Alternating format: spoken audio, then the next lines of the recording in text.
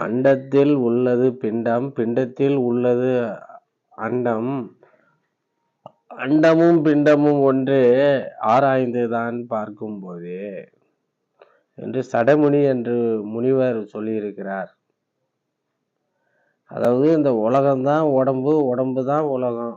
உலகத்துல என்னென்ன திங்ஸ் எல்லாமே இருக்கோ அது உடம்புக்குள்ள இருக்குது. உடம்புல என்னென்னலாம் இருக்கோ அது உலகத்துல இருக்குது. அததான் மாணிக்க வாசகர் பயத்துல வானாகி மண்ணாகி வழியாகி ஒளியாகி ஊனாகி உயிராகி உண்மையுமாய் உண்மையுமாய் கோனாகி யான் எனது எனது என அவரவரை ஆட்டுவிப்போனே வானாகி நின்றாயே என் சொல்லி வாழ்த்துவனே அப்படின்னு சொல்லி மாணிக்க வாசகர் சொல்லியிருக்காரு. அதாவது இந்த உடம்பு எதனால ஆயிருக்குன்னா, நீர் நிலம் நெருப்பு காற்று ஆகாயம் என்று 5 ஐம்பூதங்களால் ஆகியிருக்கிறது.